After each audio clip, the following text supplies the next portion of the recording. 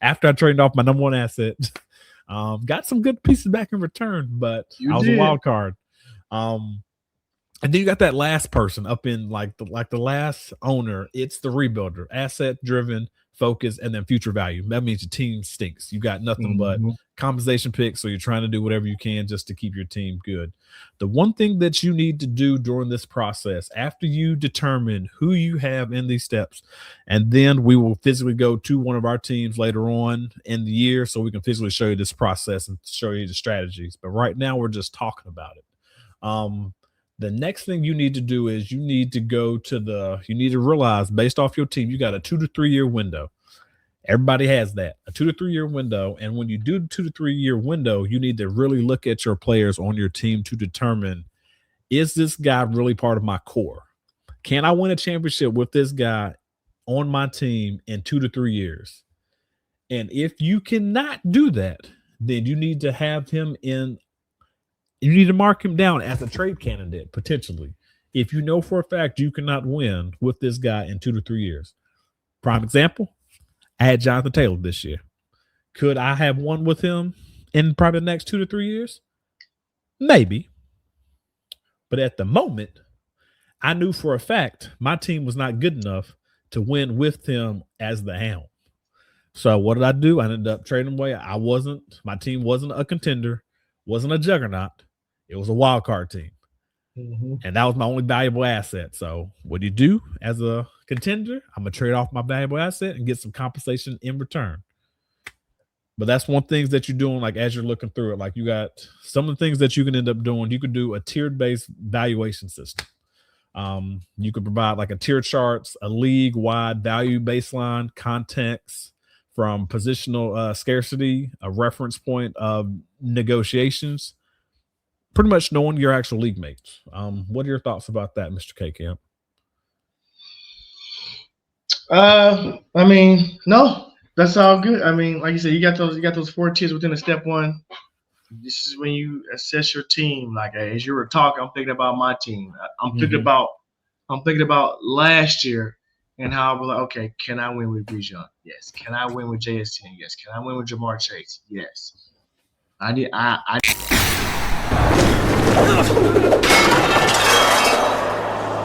not entertained? Are you not entertained? Is this not why you're here? You're now listening to the Cerberus Gridiron Podcast.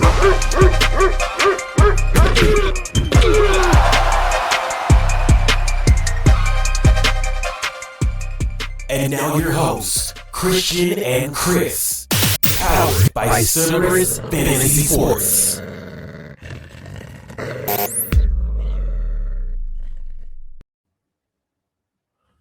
Welcome in, everybody. Welcome to the Cerberus Gridiron Podcast. I'm your host, Christian _CFS, and we got a show for you today.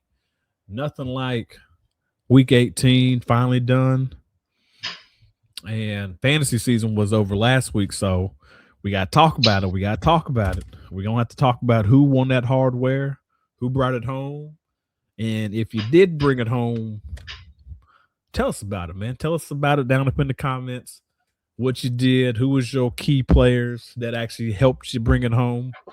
And if you didn't, if you end up losing, let us know why you lost, because we're going to talk about some of the playoffs coming up, because we know playoffs is this weekend. Everybody's excited for that.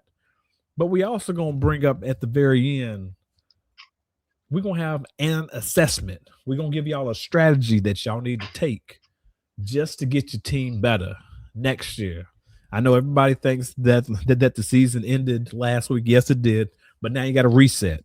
You can't just go on and like have a vacation, because that's why some of these other guys, they continue to win championships back to back each and every year, because they recess their team and then they continue to go forward trying to get the best players just to capitalize. So we're going to help you with that strategy. And after that, we are going to break it up in probably a 2-parter. So we'll do step 1 and step 2 this episode, and then we'll bring step 3 and 4 next episode. But let's not forget, man, we do got a co-host over here, man, that's waiting to get in. How you doing, Mr. K Camp? What up? Shalom. Happy New Year to everybody. Happy New Year 2026. Yep. Happy New Year. Shalom, peace, and blessings to you all. What's up, brother? Nothing much, man. So how was you? How was your New Year's Eve? It was good. It was straight. We chilled at the house. My sister-in-law, brother-in-law came over. My Okay. baby girl, niece. We did Okay. an elevated charcuterie board, toasted at midnight, hung out, and my wife cooked some lamb and some cream spinach, lamb chops. It was real good. Yep. What about you? Man, we took it at, man, we went to church. Dog. That's the church. That's right. Y'all did watch night. Yeah, we did watch night service, man. Had to go in there, get right. Pastor talked about being whole last year, and we're going to continue to bring that this year. And then he challenged us this year. Our word this year is grow. Grow. So, amen. So that could be for anything that you're doing out there right now, especially since this is talking about fantasy. You can grow as an individual. You can grow as an owner of your team, but just grow. Continue to grow. But yeah, so that's what we did. So everything's about growth now. So, but yeah, so let's get into it. Let's talk about them championships. Week 18 really didn't make a difference, but everybody is here for the fantasy talk. I know y'all saw him last week. He was stressing over there, talking about hoping he was going to win. Man, let's talk about some of your matchups, man. Let's talk about some of the two that you mentioned. I can't talk about any because I wasn't in no championship. Yeah, I talked about. Did I talk about last week? I mean, yeah, I won that one that I was stressing over. I should have won 2 more. I let it slip through my fingers. I lost 1 championship by less than a point. So I didn't want to. Less than a point. I didn't even want to do the episode today because I was still licking my wounds, but my co-host told me I had to go ahead and let's go on, get it out. So go on, suck it up. I'm still licking my wounds. Yeah, that hurt. I lost by 1, less than a point.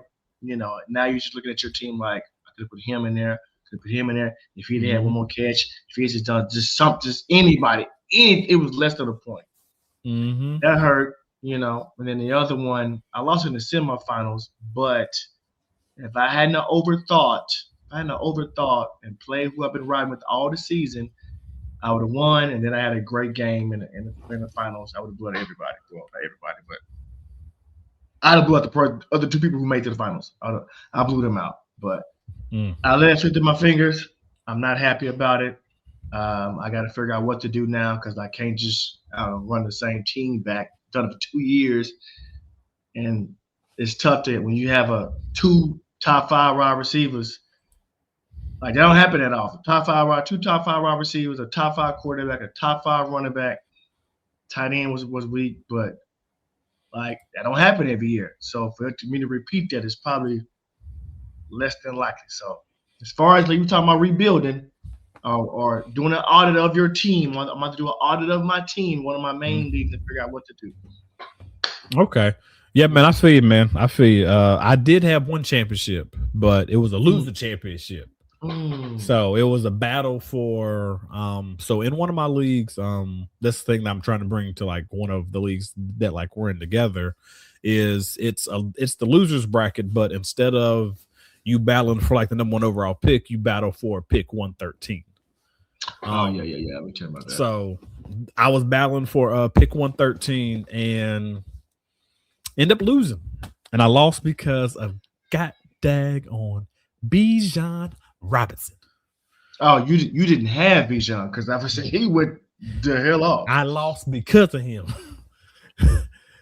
but that just means fate wasn't on my side. But it makes me wonder: did you have Bijan? I did have. The league I won. I had Bijan 2 leagues, but the one I was in championship with, I had Bijan. I was down by 42 points, and he's never done over 40 points. And he came through for me like the fucking dynamic running back he is. I think he scored 53. Crushed. I needed all of it too. And so yeah, Bijan Robinson is a league winner because I remember in the wild card, I think he scored 25 points. The Simmons, he scored 30, and then the championship scored over 50. So, people like, you want to get your league winner running back for those 3 weeks. Like last year was Jonathan Taylor. Those running backs, and so just like, what? Somebody told me. That's another stuff for another day. I just thought about something off that. Anyway, he was a league winner this year. Bijan Robinson was. Yes, he came through for me. He scored more points than I needed to. It was written. It was written. It was supposed to be written in 2 leagues. Yep. Until I effed it up in 1 league. It was fake for sure. Because I needed all them points. Man, Jared Goff. I started Jared Goff. He scored 7 points. So I needed a 50 burger. I was like, you scored 7 points, man. Hey, man, we can't predict, man, everything up in fantasy, man. That's why it's called fantasy. We just got to put the best lineups that we think that's going to be possible out there. And we got to pray and hope that they get to the next level. We need to do a fantasy league where it's like best ball and ain't no setting. You could do a league like that.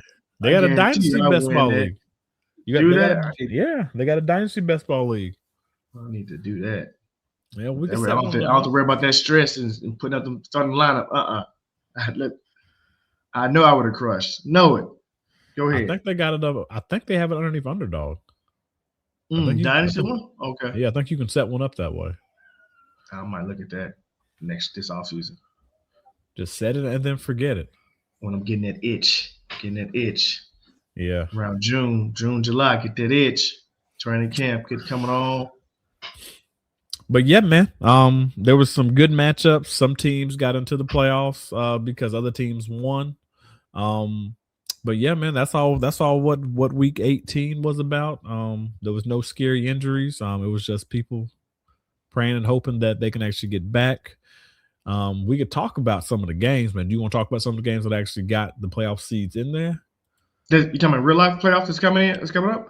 Yeah, like the week 18. So like we could talk about the games that actually mattered week 18, like how Carolina got hosed by the refs up in Tampa Bay. Hey, y'all still got in. Right? Still got in. Shout out to Atlanta Falcons for putting y'all in, but y'all got in. Yep. So what all that bitching and crying? What you gonna do? You got you in. You got the Rams. What you gonna do? Hey, we gonna wait. We gonna get to that whenever we talk about the other, like all the matchups. So I did like that Seattle matchup versus the 49ers. I think Seattle wanted it more.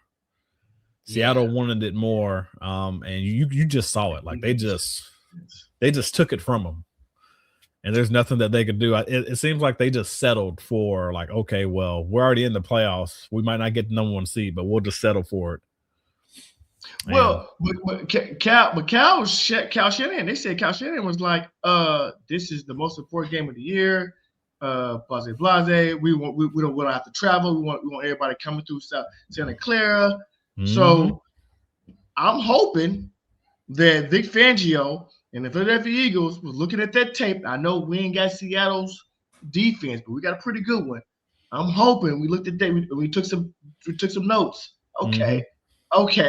Because come next Sunday, hey, I'm not gonna lie, dog. They did fire Rich Gannon, right? You can't bring him up on the coaching staff. Jonathan Gannon, whatever, man. Well, you can't bring him up on the coaching staff for the playoffs. They will let you do that. I like Vic Fangio. Don't get me wrong. I like Vic. I like Jonathan Gannon as a DC. Head coach as a DC. Although, his team kind of struggled at the end. But yeah, it's the Cardinals. What you expect? Yeah, I was gonna say when he took that job, you already knew what was coming. I'm more worried about our offense and defense. Honestly, that's what we need help on. We gotta figure it out. But yeah, so that was a good game. The Seahawks, you're right. They beat down the 49ers. Just took their soul. Yep. The Panthers backed their way in. Yep, because the Falcons ended up winning. The game last night. That's what I was going to bring up at the very end, because that was like the last game of the week 18. That was a game to watch. Yeah, was there anybody else that needed to win though? There was only ones though, so that might be the next game to talk about. Yeah, The only other ones I was talking about was that's pretty much it. Nobody else. Super Bowl's in Santa Clara. I ain't know that. Okay. That's the reason why they said they would go all the way through. Yeah. They wouldn't have to go nowhere. They would stay at home all the time. Yep. That game last night, I should have went to sleep. I stayed up. What time did you go to sleep? Because I went to sleep when Baltimore ended up scoring. So like I saw Pittsburgh score, and then I saw Baltimore come back and score. So you saw the Gainwell touchdown. That was the last one you saw from I didn't Pittsburgh. see that. I saw whenever Pittsburgh was down. So whenever Pittsburgh ended up scoring like right at the beginning of the fourth quarter, and then Lamar hit Flowers up on the cross. Oh, you missed. That actually got them the actual 24. That got them the 24. And then that last bit, I didn't see that. You didn't see that? Oh, yeah. Aaron Rodgers threw a touchdown. He drove him down the field. Threw a touchdown to Austin. And so I wanted Pittsburgh to win, but I didn't want Aaron Rodgers to throw a touchdown because – what'd you have on it, man? You know I'm a gambler. I mean, I hit for Pittsburgh plus 3.5, plus 4, whatever it was. But I had my season long prop bets, and I had Quinshawn over. I had Quinshawn over his yards. I had Jahmyr Gibbs over his rushing yards. I had Caleb Williams over his passing yards. I had 2 more things over their yards, and I had Aaron Rodgers under 22.5 passing touchdowns. And then he did 23. He was sitting at 22. Ah, yes. God damn it. Lost that. Ooh, lost. This is how my fantasy year has been. I'm losing stuff by small margin. I lost my pick'em. Lost my pick'em championship by 2 games. You know what? I was leading all season. I got to week 18. I'm up by 2, and I'm like, it's week 18. These teams, I didn't know that Dallas was going to bench Dak in the second half, or I actually hit the Texas one. But the Texans, they benched C.J. Stroud second half. What do we like? The pick 'em need to stop after week 17 because I don't even know what to pick. I don't know what's going on. Did you set up the league? Can't you set it up? Or did I set it up? Oh, I didn't know. I just joined in. I don't know. Somebody asked me to join. It was $20. Winner take all. Like whoever it was. I was crushing all season. And this dude came up out of nowhere and beat me by 2. I came in second place. So just another so close missing that money. Just it would have been a great Christmas. And you remember I said Caleb Williams get 4,000 yards? Tell me why he ended with 39-42. Oh, man. You need that game to go to overtime. Need that game to go overtime. Missed about 58 yards. Are you serious, bro? Yeah, because he would have got that during overtime. Yeah, man. Just story of my year. It'd have been a real good Christmas, real good New Year. I did this, I did this, I did this, I did this, I did this. Now I'm gonna still hit Ted for offensive rookie of the year. What was your what was it? 10-1. 10-1. I'm gonna hit Devontae Adams to lead. Yeah, just $10. I'm gonna hit Devontae Adams to lead the league in touchdown receptions. I think he was 10-1. I got a couple Super Bowl matchups that I can hit. They can pay me out pretty good. I got Philadelphia and Buffalo.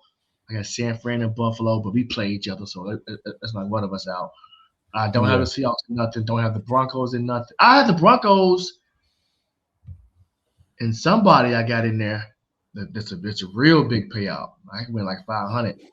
Okay. So yeah, my bad. I didn't get off a tangent. Team, this is supposed to be 30-minute call. This is supposed to be a 30-minute episode. Okay, so yes, that game last night, you missed it. It was a great game. It was a real good game. After Aaron Rodgers threw that touchdown, Lamar came back down, got like a 44-yard field goal. Dude missed it right. It was a good game, though. It was a good game. Okay. All right. So let's talk about the fantasy, not the fantasy matchups, but we'll talk about the actual playoff matchups with what everybody wants to see. We know that Seattle and Denver both have a bye. They do. But let's let's start off with the games kicking off. You got Carolina home versus the Rams, a matchup based off of Week 13. What are your thoughts upon that matchup? The who versus who? The Rams versus the Panthers. Oh, that's Rams all day. The line is -10. It's -10? Yeah, the Rams. Oh, wow. Yeah. That's the only. I think that might be the only gimme game. The Rams should win that. Real easy, no problem. I don't care where they at. What Matthew Stafford say? We respect everybody. We fear nobody. I'm picking the Rams to win. I don't know if they win by 10 points, but I got them over a touchdown for sure. So, okay. Yeah, Carolina fan, like that's the game. Like, I don't know which team you're gonna get.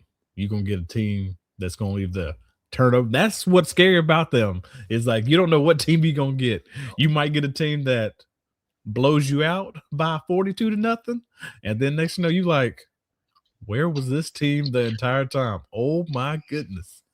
Or it could be a team that just gets blown out by like 20. Or that is close like the entire game. But I think it's supposed to be like good weather. So we'll see how it is.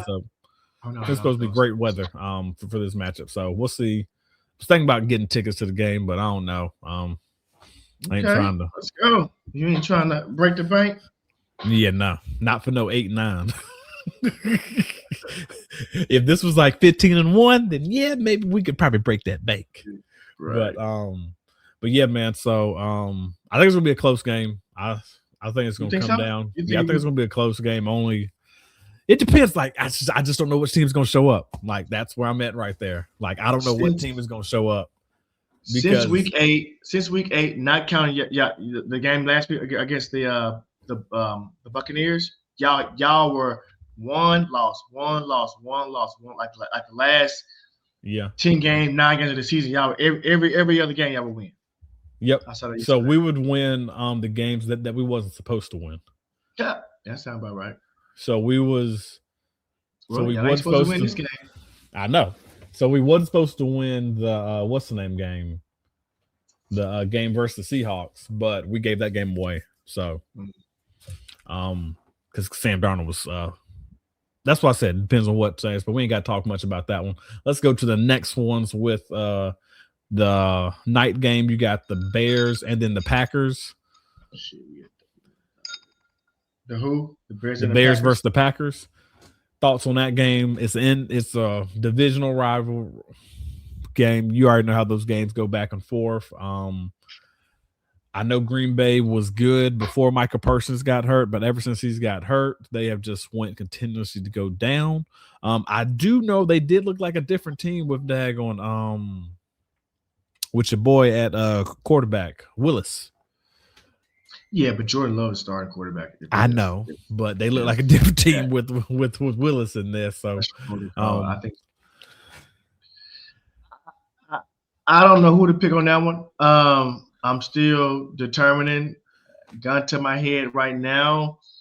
What's the spread? They had Chicago -1.5, so it's close. Ooh, so it's like it's like a coin flip. Yeah. Gun to my head, and since Packers hadn't won since Parsons got hurt, I'm going Bears. Guess I'm gonna go with the Bears. I'm going with the Bears. The only reason why I'm going with the Bears is I know Ben Johnson has been at that stage before, so he knows what to do to like get his team ready. So I'm gonna go with the guy. I mean, Matt LaFleur's been there too, but I'm going with the Bears because the team is actually hot.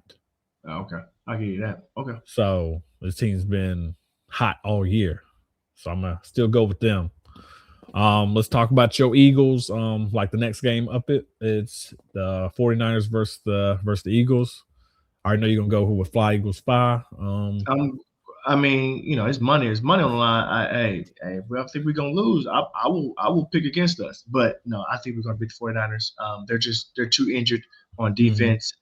Our defense is pretty stout. Our offense just need to click. Just give us some. But I think this is when their luck runs out. Okay. I think we got them. Well, maybe their luck already ran out already because they ended up losing last week. They did. So I hope he saw some on it and get us ready. Yeah. All right, let's go to the next matchup. You got Buffalo versus Jacksonville. This is a tough one. Yeah. Too. I got Jacksonville. Buffalo's coming from the cold, coming down to Jacksonville. I really think Trevor Lawrence is actually hoping, fingers crossed, and hoping he's going to show what playoff Trevor Lawrence is supposed to be. But we'll see. Like it's the head coach's first time being in the playoffs within his first year too. So we're gonna see what he's gonna do. It's his first year as a head coach. Let me rephrase that, because he's already been in the playoffs with the Bucks as their OC. So he pretty much already knows how to get the team ready, I believe, just based off that. But what are your thoughts over there? You going with Mr. Josh Allen? Think he's gonna come down and like make the upset? Right. My head says Josh Allen, right? Because like he's the only quarterback that he's proven. This should be them to the playoffs. Now, I know their defense ain't that up to date, and I don't love their head coach, but it's Josh Allen, no Lamar, no Joe Burrow, no Pat Mahomes. It's supposed to be you, bro. Yeah. I mean, he's the one right now. He's the 1.5 point favorite in Jacksonville. I'm like, if his foot, his ankle, I know he has ankle injuries, his foot or something like that. If he 100%, I'm gonna ride with Josh. I just kind of made the decision right now. Okay, so you're going Buffalo. I'm gonna go Buffalo. If he come out and he healthy, say, look, I'm ready to go. It's playoffs time. Let's go. And I think he will do that. He's a truck. So okay. The next matchup, we got the Chargers versus the Patriots. Oh, I'm taking the Patriots. My bad. No, my bad. No, I'm taking the Chargers. You're taking the Chargers? Taking the Chargers. Okay. And especially at 3.5. At 3.5, I need to go look at bet that before that line change. Over a field goal as a dog, I'm definitely taking the Chargers. I just think that the Patriots, they haven't really played anybody all year. I think they played one team over 500. They only beat one team over 500. Excuse me. They only beat one team over 500. That was Buffalo.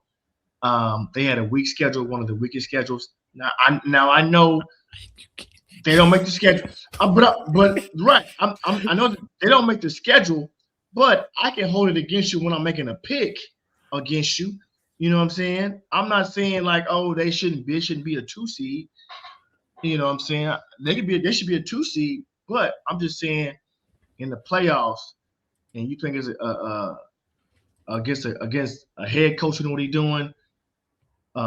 What's his name has been there, Herbert's been there, and you got a first time quarterback who ain't been there in the playoffs, and Vrabel hadn't won since 2019 in the playoffs. I'm going with the Chargers upset. Oh, I'm going with the Patriots, man. I don't trust what's the name with his hand. Just Herbert. Yeah, I don't trust him with his hand injury. So that's my major concern right there, is that I've seen him like the past 2 games. Him having that club on there, even though it's not a club, but it looks like it. And he just doesn't look like himself. Like he's trying to gut it out, but he's a soldier. Yeah, so that's why I'm going with him. I just don't trust. He's at the helm like he's injured, even though it's his off hand. But yeah, I just don't trust it. That's fair. And we talking about New England too, so he's coming from Cali. It's probably gonna be snowing up there. He's coming east. Now I heard somebody told me today this will be like in the 30s and 40s, so it ain't just like freezing. So it ain't no snow and like that. You know, it'll be chilly, but it ain't gonna be snow like that. Okay. So now if that changes, you're right. You got me. All right, last one on the slate. Last one is the Steelers versus Houston, man. This one's tough. This one is. I'm really trying to believe that Houston is going to be able to do what they're supposed to do, but they are also coming. I don't know what Houston's record is. Not in a dome. Right. That's the one thing. I want to know what they're going to do outside. It's a big difference when you're playing in the dome and then looking everything else up, and then especially in Pittsburgh now. We saw how the weather was before. Yeah. And this is a rah-rah Mike Tomlin spot because he's a home dog. You supposed to the better say you bet Mike Tomlin is a home dog. Now the line is at 3, right? Mm-hmm. They could still lose by 1 point and still cover that 3-point spread. But they say you bet Mike Tomlin is a home dog. Okay. So, I can't give you an answer right now because I'm wishy-washy right now. Right now, gun to my head, I'm going Pittsburgh, man. I think that defense is just going to travel. I'm going to have to go with Houston, but I'm afraid. Oh, wait, never mind. I got to go with Houston, man. I just saw their record, man, the past 5 games, man. They are on a hot streak. They are. They are 5-0, dog. They are. I mean, they started season 0-2 and win like 10-2 the last 12 games or whatever it was. It was something, yeah. Because normally you start 0-3, you don't make the playoffs. The percentage is like 7% or something crazy. Go ahead. But the Steelers, they on a hot streak a little bit too. They had a little hiccup up in Cleveland, but besides that, they on a hot streak too. We doing what we did last year? We making our picks and then we our records or whatever. Yeah, we can do that, man. Man, we'll see, man, what y'all doing, man. Right now, the co-host, he over there taking notes on it. I meant to ask you earlier. Go ahead, talk. So I'm going. Let's go back and recap everything, like the playoff pictures. To be honest, I really don't know who to pick up first. Carolina versus the Rams. I want to go with Carolina. If you got time, you don't make it right here on the pod, but you just got to send it to me. That way we got it in the thread. Documented. Yeah. Before one of the guys up in the chat said something to you about putting money down on it, I was all good to go. But then once he said something, I was like, oh gosh, man, he had jinx, man. He ain't about to dag on. I was like, you had to say this. You couldn't pick another team. So yeah, I'll let you know up on that. And I'm probably gonna go with the Rams just to be smart, even though I want to go with the home team regardless. Because anything can happen because I do not know what team they get. Nah, forget it. I'm going with Carolina, man. I'm going with Carolina. Got the Rams. I got Carolina, the Bears. Against y'all, I'm gonna have the Eagles. Then I am going with Jacksonville, the Patriots, and then Houston. Those are my picks. Okay. Down. And we'll see how we do next week, man. Let's see. And we're gonna go through this part 2. Part 1 right now, and then part 2 later. We're going to switching the subject. We talk about the playoffs. Now let's get you back into the mindset of fantasy, where your team did good, but we got a nice little article up on CerberusFantasySports.org. It's Control the Market, off-season trade strategies. And what we're doing here is we're going to go through 2 steps with you. This is a 4-step process that you got to do. The first step is called the Honest Audit. And what we're talking about in the Honest Audit is assessing your team, understanding based off your team, how good was your team when you finished the year. We got 4 examples that could be your team. Are you a juggernaut? A juggernaut is an elite across all positions. Talking about you got like Lamar Jackson at quarterback. You got James Cook at running back. You got Jonathan Taylor at running back. And then your backup behind him might be, give me somebody else that's good. You might got like a Saquon Barkley or something like that. Then up in your other ones, it's just the exact same thing for like the wide receivers. Then the tight ends. If you do a defense, then it's probably having like Houston's defense or like Cleveland, somebody's, or like Denver's defense, and then having like a good kicker. So that's like a juggernaut team. Another team underneath that is the Contender, a team that has a strong core but is vulnerable to injuries and then depth issues. And then you got the wild card, which is competitive but lacking true difference makers. And that's what I had. My team was a wild card team. Was competitive, but I knew my team wasn't a contender or wasn't a juggernaut. So I traded off one of my assets and still ended up making the playoffs, which I should have never made it, but I still made the playoffs after I traded off my number 1 asset. Got some good pieces back in return, but I was a wild card. And then you got that last person up in like the last owner. It's the rebuilder, asset driven, focus, and then future value. That means your team stinks. You got nothing but compensation picks, so you're trying to do whatever you can just to keep your team good.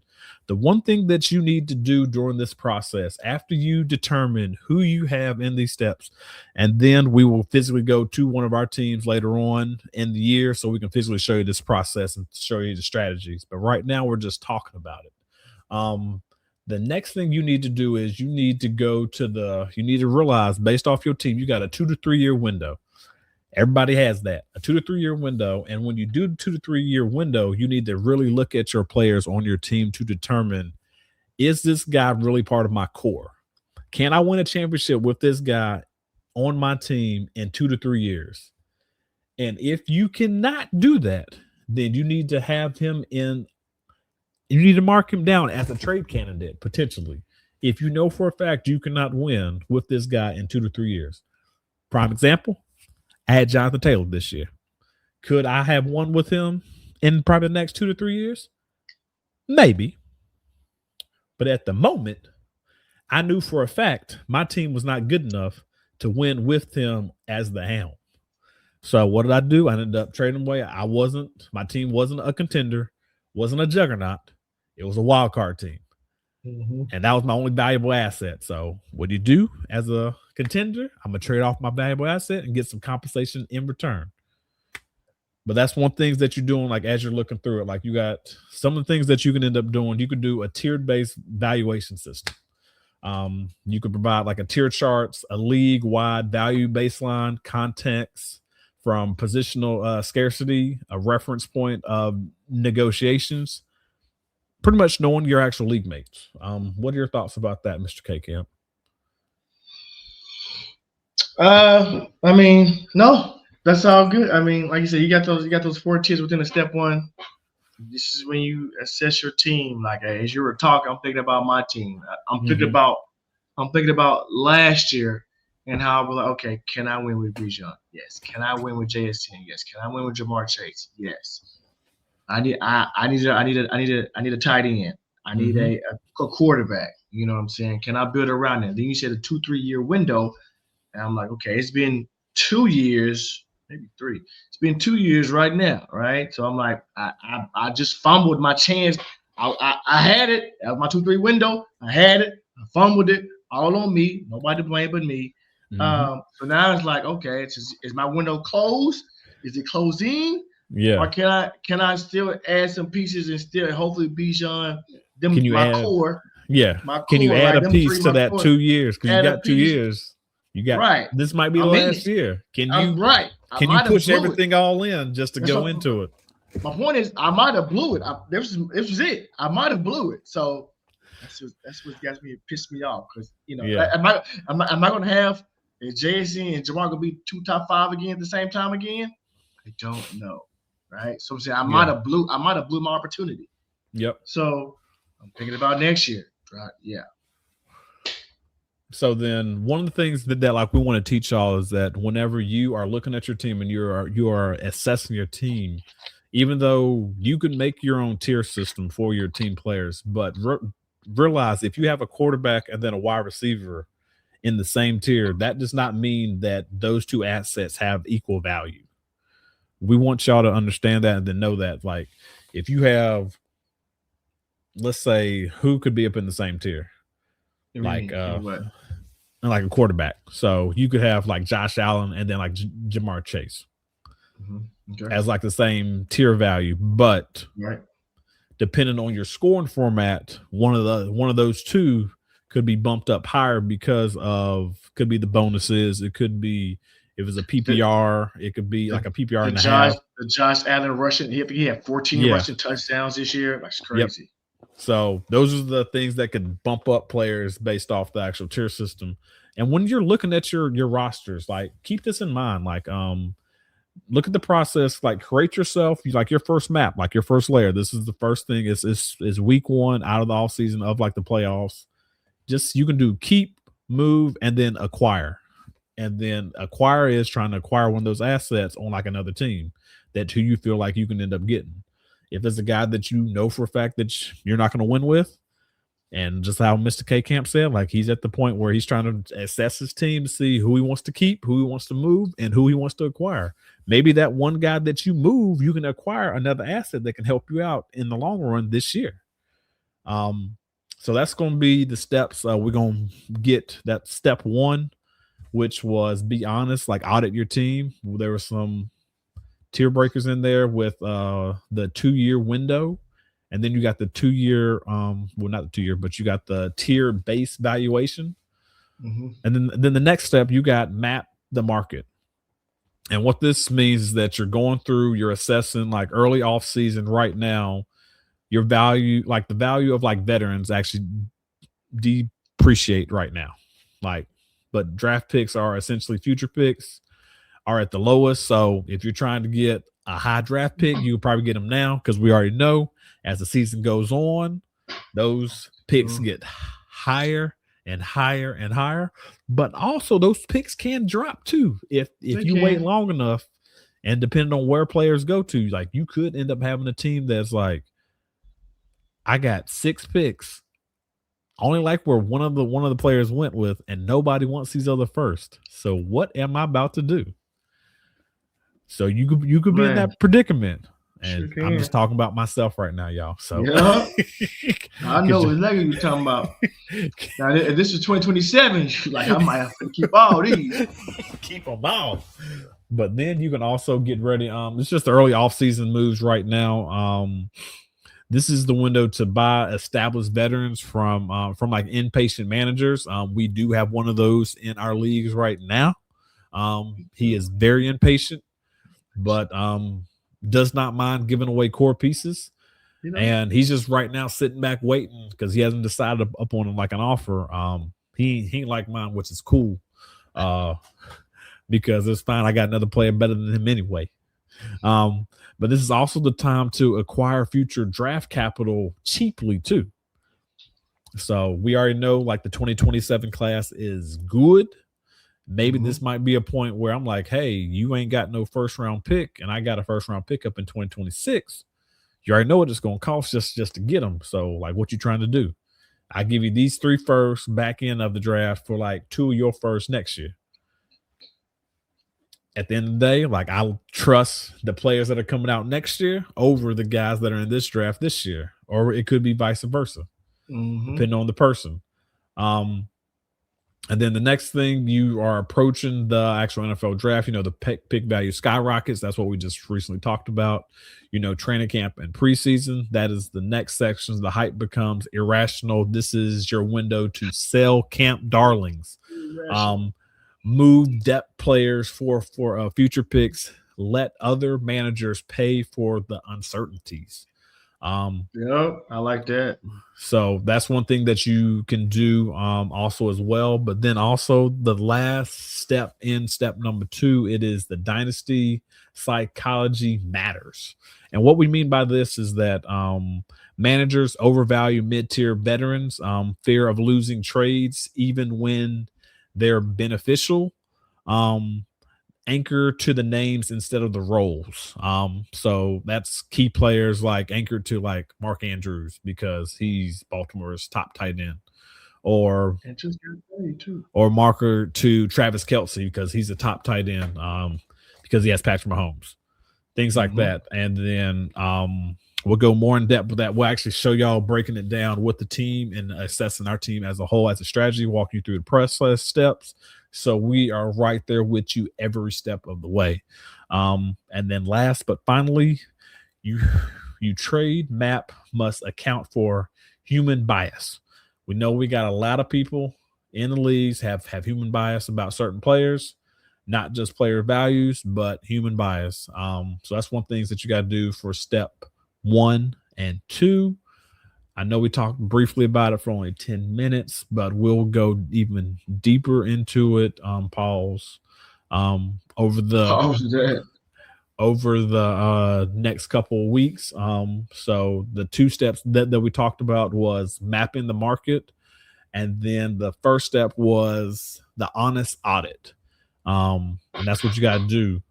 So in this segment, in this podcast, we ended up talking about The playoffs, talked about how your championship team did. Let us know what you did down up in the comments. Also, we brought up the key games because we didn't want to go through all the games through week 8 because we know it didn't matter. Right. There is one section that I just totally forgot as I'm doing the closing remarks. We did not talk about Black Monday or Pink Slip Monday. Oh, yeah. We did not talk about Pink Slip Monday. That should have been I meant to bring that up. That should have been the first thing on our list. Let's talk about it real quick. So we had Gannon got fired from Arizona Cardinals. So write this. I'm going to cut it out right here, and I'm going to move it to the very beginning.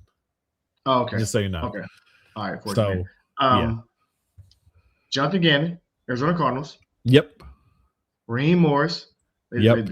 Arthur Blank got rid of everybody. The VP operations, the GM. Mm-hmm. Raheem Morris, the Falcons. We know the Giants. They kept Joe Shane, but they need a new head coach. For the Raiders, they fired Pete Carroll. That's 4. Who am I missing? Got one more. Stefanski is gone from the Browns. That's 5. Yep. One more.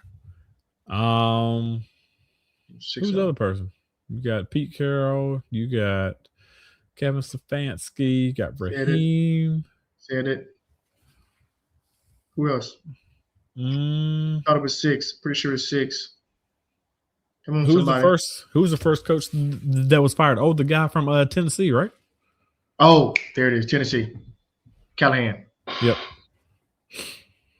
Which, man, we're gonna go even in depth next week on that. Let's I might just keep it here, to be honest with you. We'll go a little bit deeper on that, especially with it being Pink Slip Monday, because we don't know who else is going to end up losing. Somebody else. Stupid rumblings that if Green Bay don't win, they might fire Matt LaFleur. Oh my God, he would be the top candidate for me if he gets canned out of Green Bay. That would be stupid on their part, in my opinion. But if he does get canned, let's do hypothetical real quick. If he does get canned, who is he going to? I mean, out of those 6 teams, who is the best? You think? Who roster construction?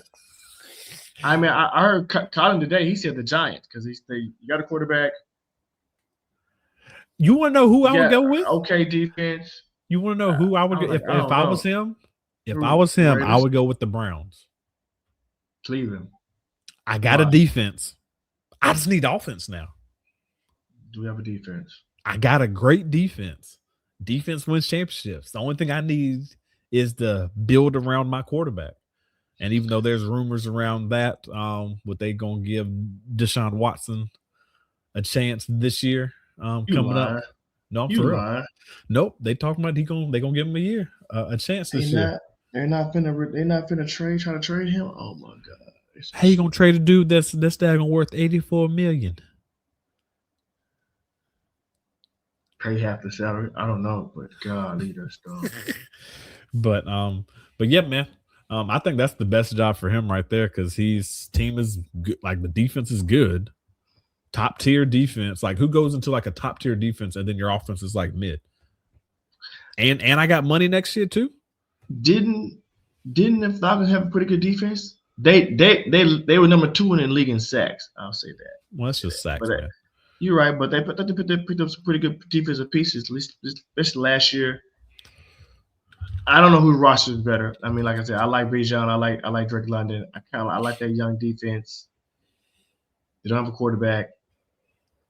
Although no one has a quarterback. I guess Tennessee has one, Cam Brewer. Jackson Dart is one. The Raiders, they don't have a quarterback. I guess they're going Mendoza though, so that's your quarterback. Mm-hmm. So based off this right now, and I know we're just at the end. So the top 5 teams with the most salary cap, it's the Tennessee Titans, the Las Vegas Raiders, which is why I think they can turn that team around quickly. The Los Angeles Chargers, the New York Jets, Chargers, and then the Rams. They got $93 million up in cap space next year. Man, I bet you the Chargers and the Rams gonna spend some money. Look, the Chargers. Man, never mind. The Browns is just never mind. You ain't gonna be able to get anybody up in free agency. You got to hit hard up in the draft. They only got $3 million, dog. See, because they paying Deshaun 84. Dummies. Hey man, stupid. Yeah, his cap hit is back on 80 million next year. Stupid. That's why I said that's why they're actually going with that, because his dead cap would be 131 million. Oh my god. Ain't no choice. Nope. But yeah, man. Any last words, man? We could keep talking about this, but we good. We got all off season. Hey, happy New Year to everybody. We thank y'all for coming out. Like, subscribe. It was a 5-star review. Feedback is a gift. We appreciate y'all. We know y'all could have been anywhere in the world, but y'all were here with us. We're grateful for you. Happy New Year. Happy 2026. Spread love. And not hate, man. Fly, Eagles, fly. Let's go and keep pounding, dog. Thanks for checking out another episode of Cerberus Gridiron Podcast, powered by Cerberus Fantasy Sports. Make sure you stay tuned for the next episode.